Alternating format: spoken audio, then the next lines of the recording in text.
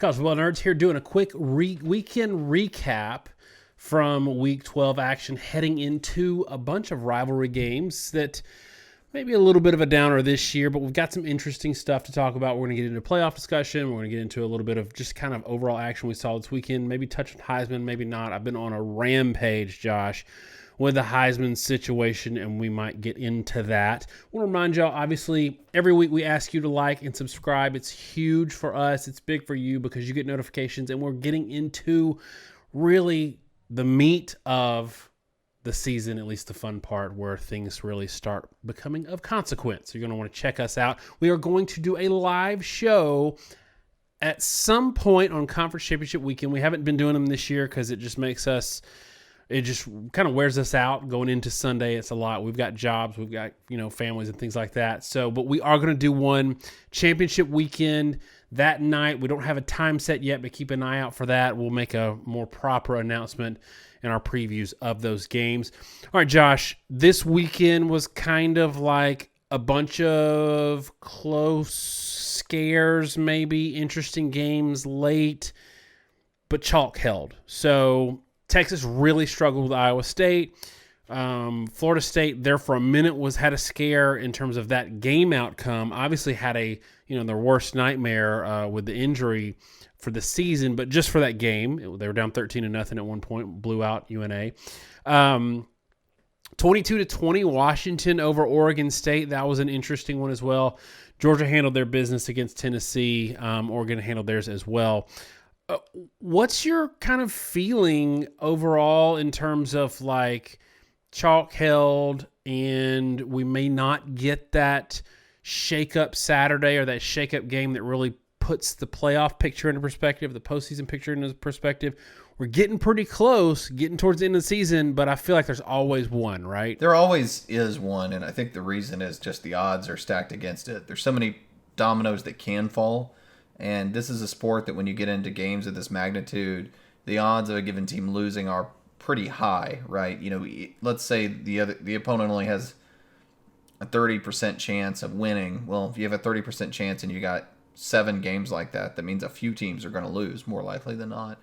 And we've had a lot of games that were scares. One of which the Michigan-Maryland game, I actually attended that game in person, which was kind of fun.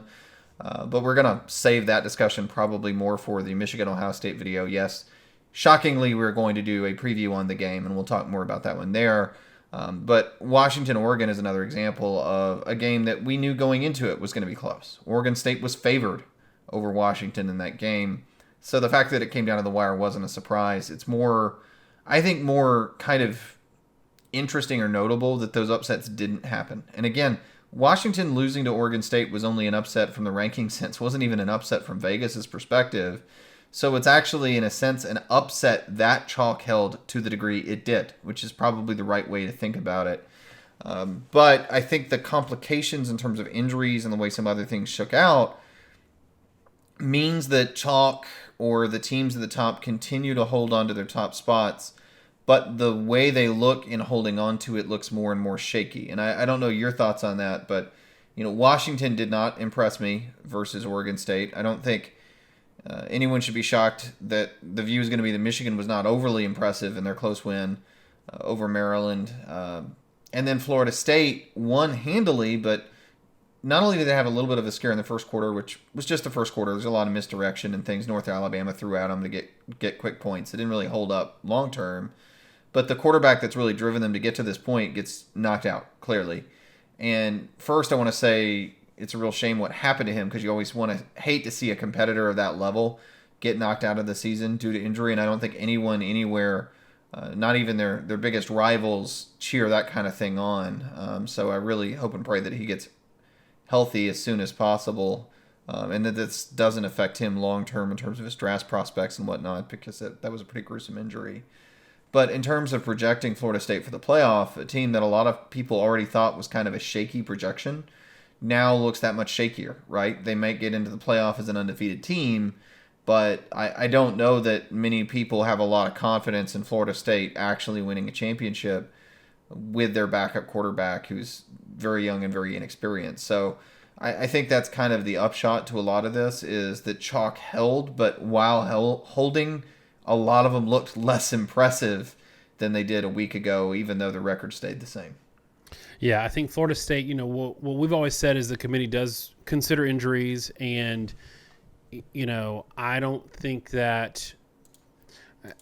Florida State can afford a loss. There might have been some scenarios where they could afford a loss, maybe, to Florida, and then won the conference championship game and gotten in. I don't think they can now, especially combined with the fact, I don't think they'll excuse the loss because the quarterback, because they were already in a situation where the resume wasn't great. Now, I think going undefeated in a Power 5 conference in almost all years is any year is a great accomplishment, and I think that even with a weaker resume versus, let's say, a Georgia or a Michigan, it's still a great season. So I don't want to demean that at all. And the opening win against LSU was a great win. People are trying to trash LSU right now because they've got some losses. But their losses, they've played 4 top 12 teams. So that's a little ridiculous. I think that's a good win. Josh, I want to focus in a little bit on Washington and the Pac-12. Oregon State is ranked highly, or was ranked high. I think they're still like top 15. I think they were maybe hovering around 12 or something going into this game. I don't know that people realize that Oregon State did not play a Power 5 opponent out of conference. So they played like San Jose State, San Diego State, and I think maybe an FCS team or something like that. And then they lost to Washington State. It was UC Davis. They lost to Washington State. They lost to Arizona. It's hard for me to know if Oregon State is really good. DJU has been up and down this year, better than he was at Clemson. But I bring it back to this question. So everybody's kind of assuming that Oregon is going to beat Washington, which will propel them into the playoffs, though I still don't understand why getting a second chance at a team and beating them means we have to disregard the previous loss. That's a little weird to me, but putting that aside, everybody's assuming Oregon beats Washington. And I think that's why nobody's really scrutinizing Washington's resume at this point. But what happens if Washington wins? It's not a foregone conclusion that a team that lost to Washington is going to beat Washington when they get another shot. But if Washington does beat Oregon, I think they're still going to have probably the weakest resume of any of the playoff contenders. A 2-point win over Oregon State, a 1-score win over Utah. They gave up 42 points to USC. They only beat Stanford by 9. They had 0 offensive touchdowns against an Arizona State team that has not been good this year. Beat them 15-7. 1-score win over Arizona. So other than the junk at the beginning of their schedule, Washington State has been in a bunch of tight games against kind of mediocre teams, and they've kind of been like Texas has been since the Alabama game. So let's twist this around and say, okay, if Washington does beat Oregon, we've gotten into a pretty circular Pac-12 is good because they beat other Pac-12 teams. But honestly, Washington's resume, to me, is not that great. Yeah, and out of conference, this is where we kind of get into that weird world of you schedule who you can schedule based on name, and you can't help it. But at the same time, if the other team is bad and you don't do a whole lot impressively in the rest of your schedule, that also starts to come into play. Michigan State, the 41-7 win was lauded as a big win at the start of the year. Michigan State's now 4-7. They beat Indiana. That's kind of the biggest thing they managed to accomplish this year. And like you said, when you look through the rest of the resume, it is kind of shaky. I mean, Arizona by 7. Oregon, they beat by 3 in a game where they really had to rally and come back. Oregon State by 2, et cetera, et cetera. I don't know entirely what to make of them. And something we'd been beating the drum on last week was that none of the Pac-12's big Power 5 out of conference wins. And when I say that, I mean no team that they had beaten Power 5 out of conference had a winning record. They all had losing records, were 500 or worse. And so what was thought to be a out-of-conference slate that really proved up the Pac-12, I think, is much more of a question mark. Not necessarily of their own fault, but I think just the level of competition was not as good as people initially thought. And there's a lot of things there, like TCU was grossly overrated and overranked. We knew that. We talked about that a little bit. We didn't do a lot of stuff with TCU because they were always going to lose a lot more games than they did last year. I think the over-under from Vegas was like 5.5 or 6.5. They were just never expected to be a particularly good team, and they're probably worse than was even expected there.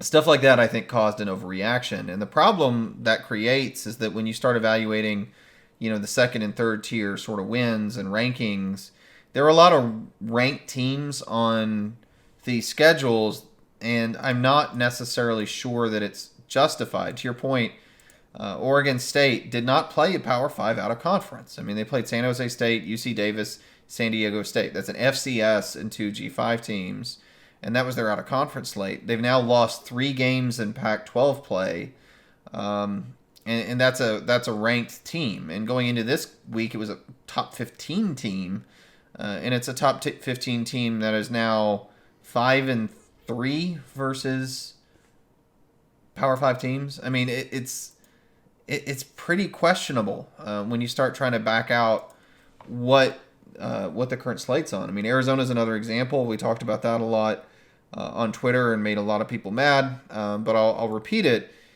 Arizona losing to Mississippi State is really bad. And people can talk about they changed quarterbacks. It wasn't an injury situation. They just changed quarterbacks. The other guy threw 4 interceptions. Look, he'd only thrown 5 interceptions on the year when they switched. He just threw 4 against Mississippi State. Mississippi State had one of the worst pass defenses in the country. Probably clearly the worst pass defense in the SEC. Probably a mark worse than Vanderbilt in that particular area. And for them to be a ranked win, to me, is really questionable because you lost to a team that's really, really, really bad in another conference. So Washington is the weirdest spot because they are undefeated, and you do need to give them credit for that, and you want to give them credit for it. But they're not dominant week to week at all. And the teams they've played, there's a serious argument that those teams are overranked. So, how do you evaluate them? And to your point, there's a good chance that Washington and Florida State, to branch these two conversations, are going to be undefeated and be in the playoffs. And if that happens, man, at least personally, I start to really wonder if we're not going to have a playoff. And it would be kind of a heck of a whimper to send out the 4-team playoff era on, where half the teams in the playoff just absolutely aren't of the same quality of the other two. And you end up in a little bit of a situation like 2018 with Notre Dame was in there in the playoff. And everybody knew they were going to get run, and they did. And so, if that's half the teams in the playoff, man, that could be a bit painful. Because right now, even for all the other question marks we have, I mean, Daniel, do you have any faith that these teams we're talking about are going to stay within 20 or 30 points of Georgia at this point? I think, yes. I think they could stay within 20 or 30 points of Georgia. I think that, look, Georgia is, 3 weeks removed from almost losing to Missouri? Well, but is that a bad mark? I know it was early in the year. Is that a bad mark, though? Missouri's a good team. But what I'm saying is, Missouri's a good team, but I wouldn't pick them to beat Oregon or Washington. They just beat Florida by 2 points. Florida's backup quarterback by 2 points. So, I don't think Georgia is bulletproof this year, but I also will say this, and this is where people are going to call me an SEC homer. If Alabama, and Georgia fans are going to get mad because we keep saying if Alabama beats Georgia, that's because it's only the only interesting path. Georgia beating Alabama, Georgia's in, so that's why we keep bringing this up. I actually would pick Georgia to beat Alabama if they play today. But if Alabama beats Georgia and gets left out of the playoffs, Georgia obviously would be out of the playoffs in that scenario too. I think there's an argument to be made that the 2 best teams in the country are left out of the playoffs. That would be wild to me that would happen, but it really comes back to a couple of things. One, the committee does not value strength of schedule the way they say they do. And that's pretty evident now because Oregon and Washington, in my opinion, especially Oregon, should not be ranked ahead of Alabama or Texas. If you look at who they've played, if they look at I think Oregon's played 2 top 50 teams and they lost to one of them. To me, that's it shows that the committee doesn't really care about that. Look, Michigan, they've had Michigan number one. Michigan's schedule, they didn't play a ranked team until November 11th. They didn't play a top 50 really team until November 11th. And so what they did by putting Michigan super high is they gave them really no room to move them down other than a loss, even though usually in past years they've kind of saved that when you have big games left on your schedule. They've kind of buried you a little bit if you haven't played anybody, giving you the opportunity to win your way up. But right now it's pretty clear that strength of schedule, if Georgia and Alabama are left out of the playoffs, doesn't really matter. And we've talked about how Georgia's schedule is actually a lot tougher than people thought it would be looking at the beginning of the year. Missouri's a top 10 team. People say they're overrated because of brand name, but like make the argument for somebody else, because Louisville's also a top 10 team, and they beat Indiana by 7 points, right? A team that just lost by the same margin to Michigan State. So I just think that, to your point, it's going to be sad if Alabama wins and both the two best teams, in my opinion, right now are left out of the playoffs. Now, having said that, I don't know that it's fair. I don't know that it's fair to not let those other teams in ahead of them. Yeah, and let me add there that, I mean, you mentioned the schedule for Oregon, and we put this together a week ago, so it was going into Saturday. But as of at least that point, looking at FBI, and it's just probably, in terms of mean accuracy, FBI has generally been the most accurate rating between two teams. It's struggled this year in particular, so I know it's not perfect. But if you use that just to say what's a top 65 team and what's not, okay? So we're not looking at it necessarily for its specific rankings, but just that very, very rough picture. Going into last week, Oregon had played 5 top 65 teams. Alabama had played 8, which means about half of Oregon's schedule was in the bottom half of college football. Look, all of P5 is actually a top half team. So it says a lot that Oregon's schedule, half of it had been really, really bad. And the thing is, when you started breaking it down that way, Oregon's overall record starts looking a lot rougher. Of those 5 games Oregon played against teams in the top half of college football, they won by 2 touchdowns or more twice out of 5 times. They had a loss. They have a close-ish win. 9 points versus USC. They had an 8-point win over Texas Tech. And then their big wins are over Utah and over Cal. Those are it. That's their only 2 touchdown wins on the year on the top half teams. And when you look at Alabama, they have the loss to Texas, but they played 8 teams in the top half of college football rather than 5. They're 7-1 in those games versus 4-1. And what I think is more notable is in those 8 games, Alabama won by 2 touchdowns or more 5 of the 8 times. So they've actually been more dominant than Oregon when you start narrowing it down. And again, top 65 is just to make the point. We say this all the time with elites. The biggest upsets in the sport, your Purdue's or your Iowa's versus Ohio State, Iowa State when they knocked off Oklahoma State, those are teams in the 40s and 50s in terms of overall power ratings. No one at an elite level ever loses to somebody outside the top 65. It's just the talent gap gets too big and the sport is too tiered, and at that point, they just can't hold with a true top team. So if you draw that line, then you start to realize the dominance you see from Oregon in particular isn't really there, because they've just played a lot of teams that are so bad that, Alabama early in the year when they were really struggling, when the quarterback hadn't figured things out, played Mississippi State and they won 40-17. And they didn't even play that well in that game. They won 40-17. Everybody that Oregon played outside those 5 teams is worse than them. And I don't think Mississippi State's a very good team. So we have no reason to think if Alabama or Georgia had played Oregon's schedule, they wouldn't be winning 50-10 most of the time, because that's just kind of who Oregon has played. And so that, to me, that's the biggest rub. Is it's not just this arbitrary SEC homerish thing, which we get accused of. We did start as SEC fans. I acknowledge this. I think people, at least I would hope at this point, understand that we try to be as neutral as possible.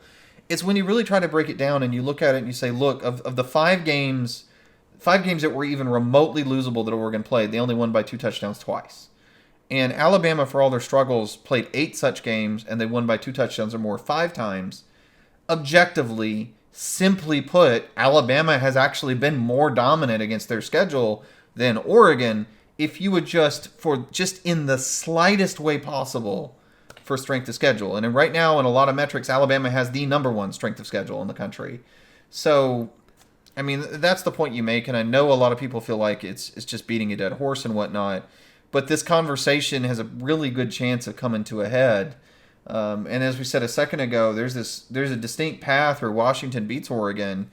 Washington gets in. I think everybody feels like Oregon is a better team than Washington. And at that point, you're basically conceding, okay, Oregon lost to a worse team. We're going to put the worst team in the playoff. And the team that has a much better record and dominance than Oregon, who then you must assume is actually better than Washington, gets left off as well. Same way you would be talking about with Georgia in that circumstance if Alabama were to beat Georgia. And I don't know. It's all kind of a shame. And I think there's one more point there that I'll let you make. And I guess I'm forcing us to make it in this video, but I don't think it's a bad thing. It's also really screwy because of the way that we're honestly evaluating out-of-conference losses, right? Because at this point, on this whole scenario, you're putting Texas in, and you're not putting Alabama because of the head-to-head. But, you know, it's also really weird because Alabama's only loss is to a top 10 team. And, you know, if they not played Texas at all is the common thing people point to. But even weirder, I think if they had played, I don't know, if they played a mid-tier team to where Texas wasn't the head-to-head, right? If they lost to the 25th best team in the country and Texas couldn't claim the head-to-head, right, suddenly then Alabama, you'd put them in over Texas because you wouldn't have that argument in your head.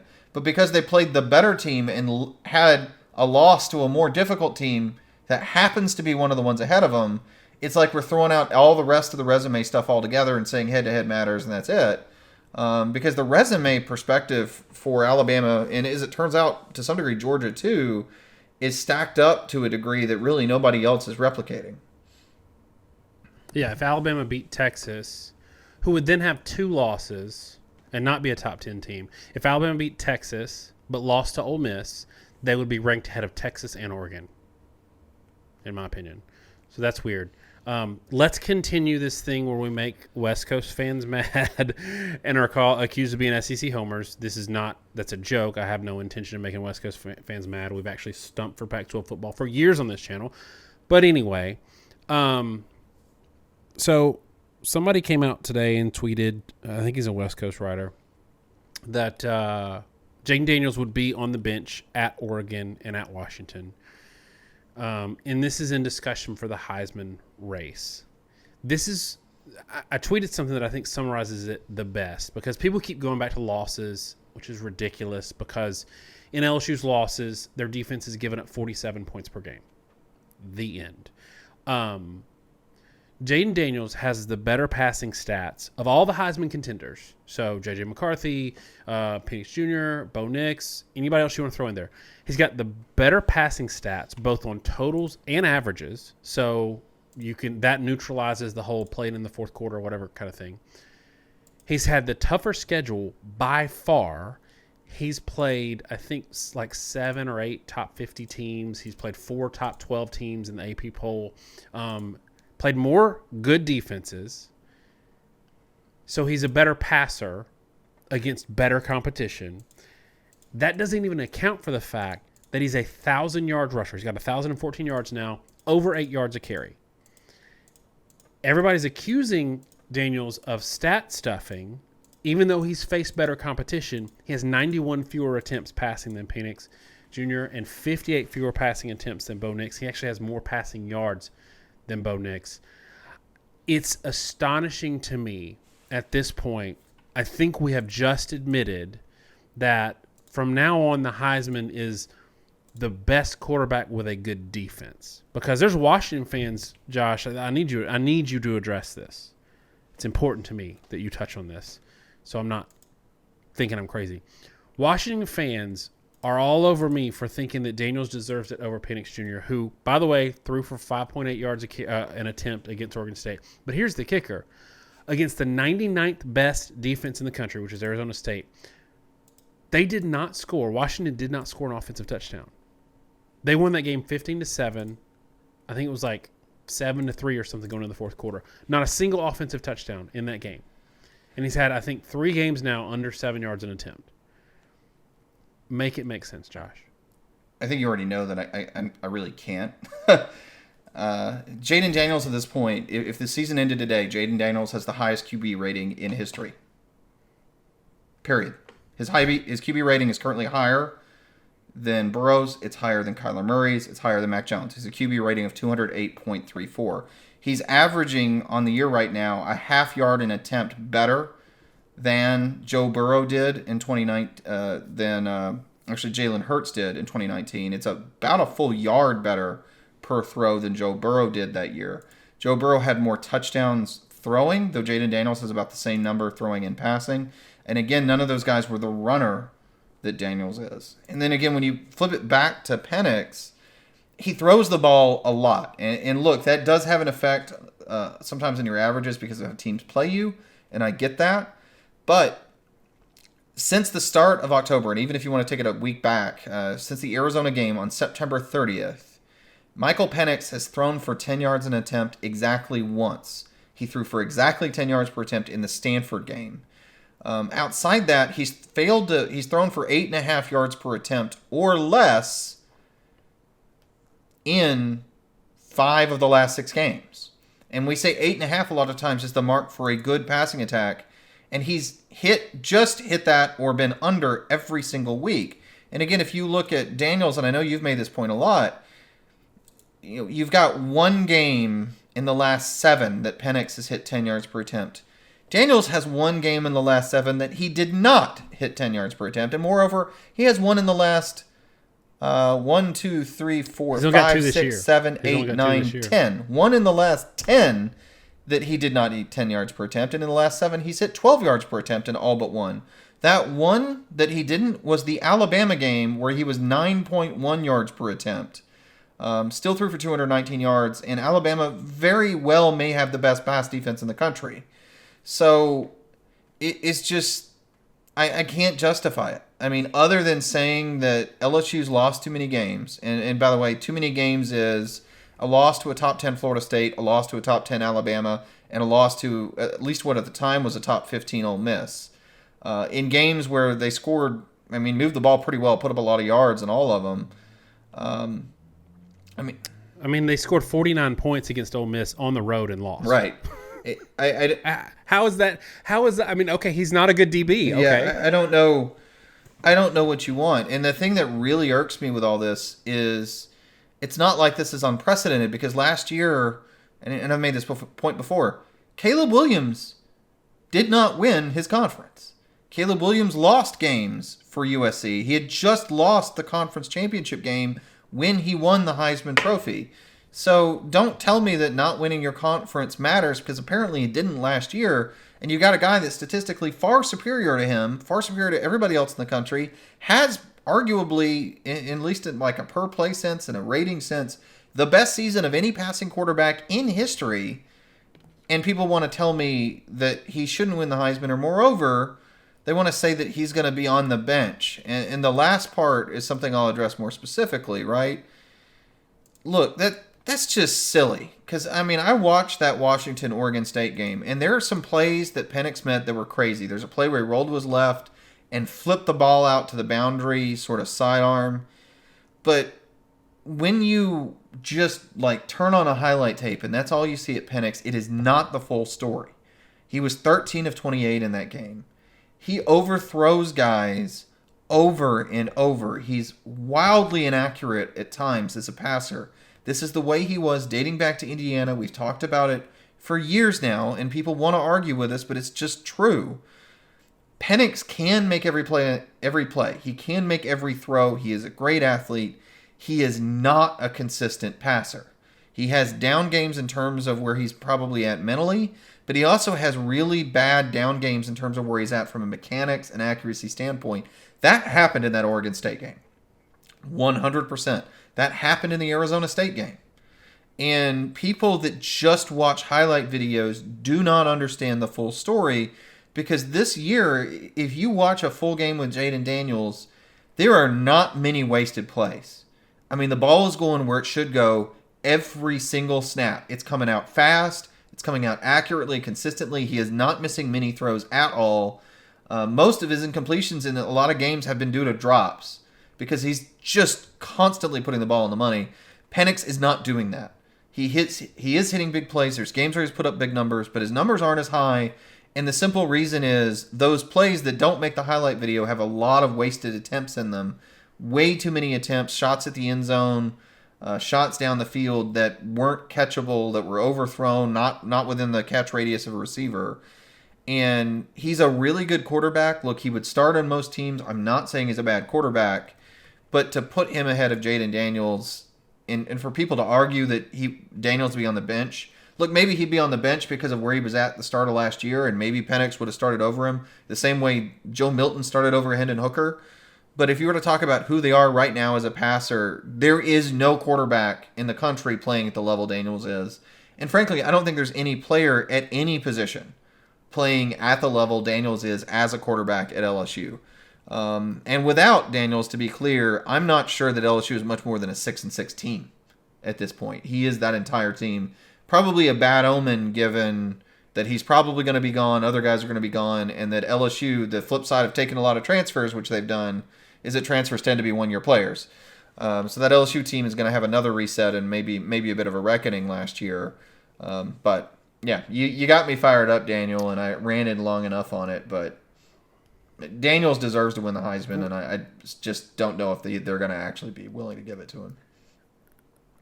And if Bo Nix wins the Heisman, so if Bo Nix wins the Heisman, you talk about like different eras and different styles, because I'm sitting here thinking in the 2019, 2020 silly RPO stats era, COVID era, nobody put up better numbers than Daniels is doing now that defenses have adjusted.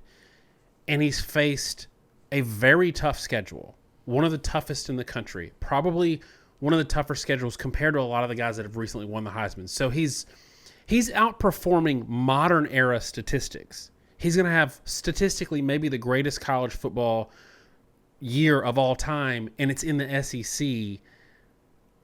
If Bo Nix wins the Heisman, you have to go back to Tim Tebow's year in 2007 to find someone with a worse yards per attempt number, which was 9.2, but also Tim Tebow ran for 900 yards, right?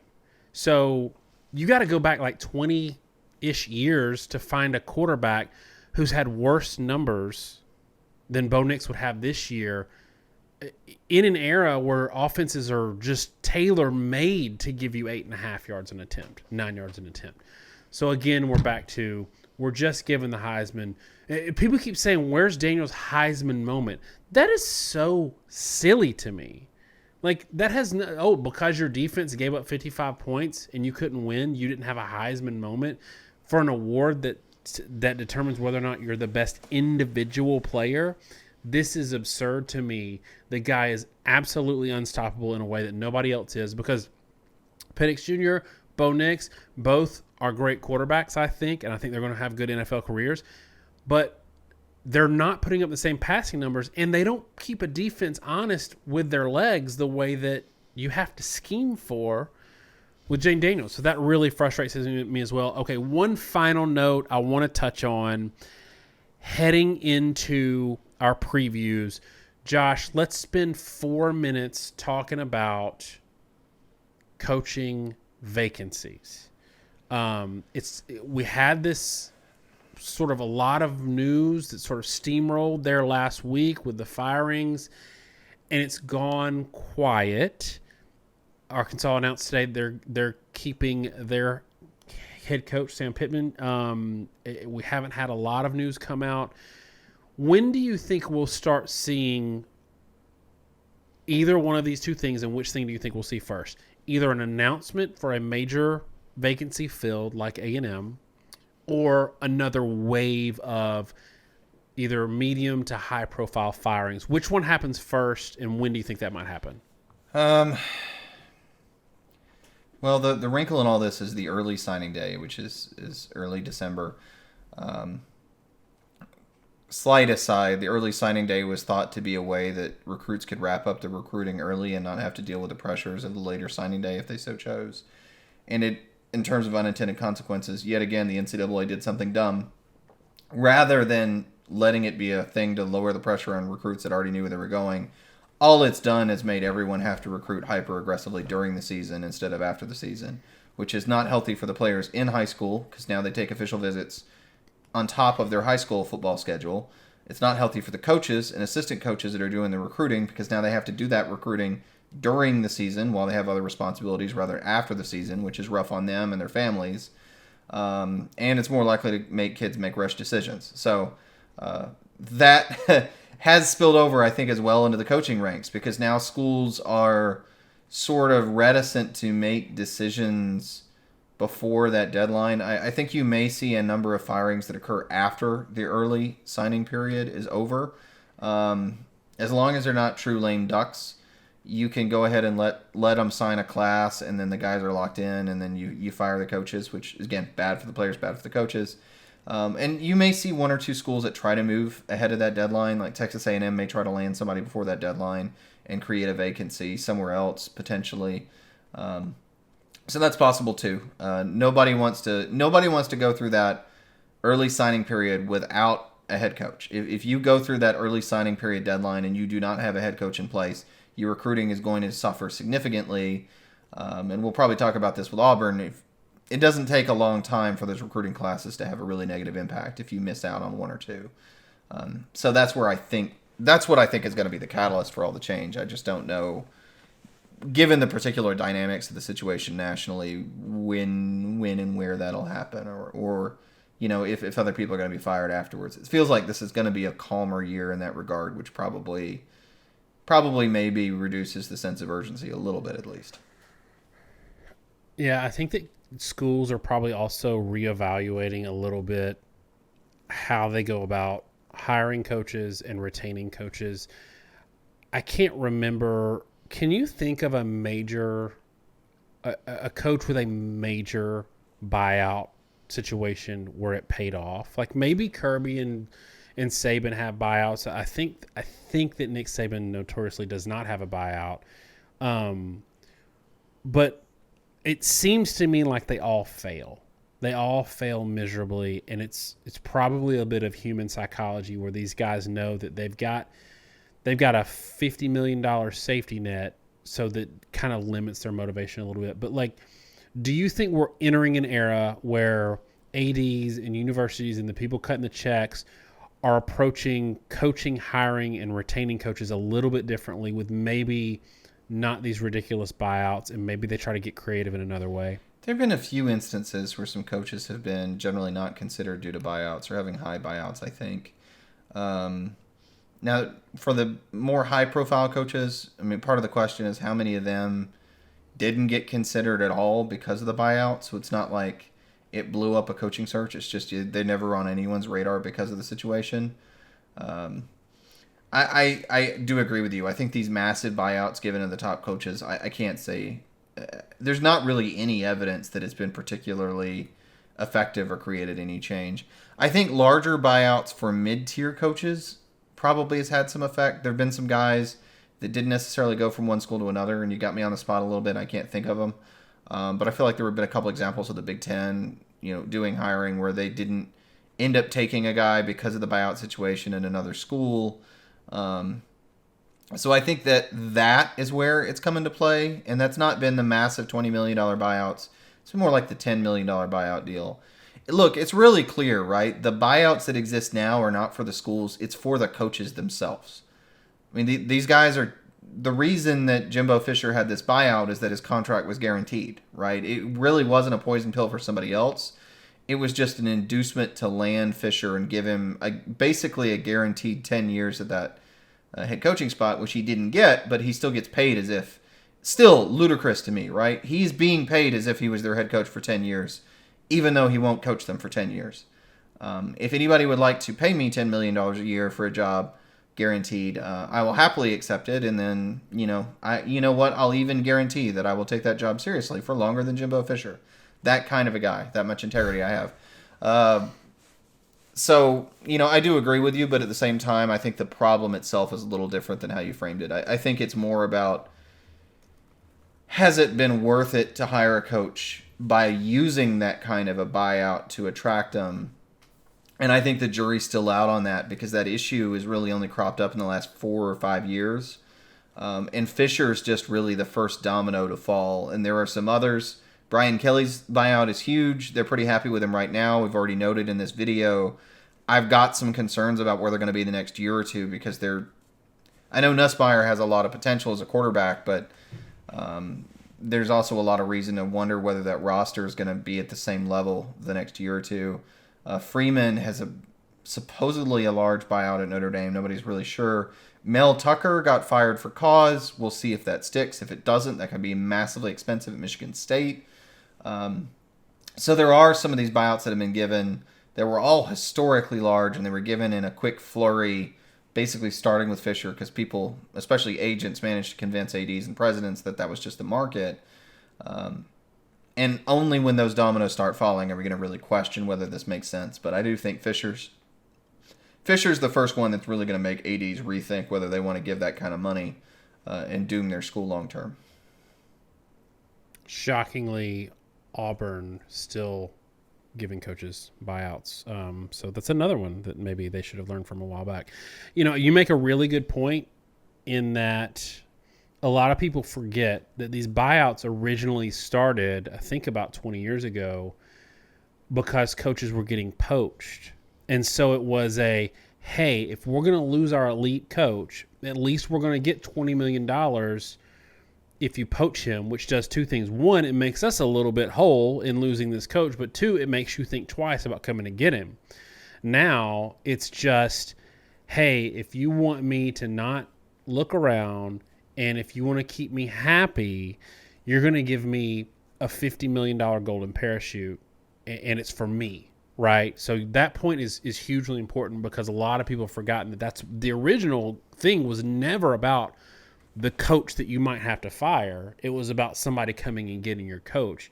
So that's pretty interesting. Anything else before we start talking previews? No, we've run on long enough, and I think everybody that's stuck around this long, if you have, like and subscribe, please, guys. It helps us out a ton. It helps our channel out a ton. Share this content where you talk college football, and again, look out for the previews we're going to do. A couple this week. We're going to do the game. We're going to do the Iron Bowl, and then we'll lead into conference championship season. So stick with us and look forward to that, and hopefully the live show, that conference championship night. That should be pretty fun. All right, y'all. Let us know in the comments what you think about the playoff situation, what you think about the Heisman situation, and what you think about the coaching buyout situation at universities. Are they going to change their approach a little bit? Are we going to see those kind of shrink as we go forward and as these schools get burned? Thanks so much, y'all. Have a great week, and God bless.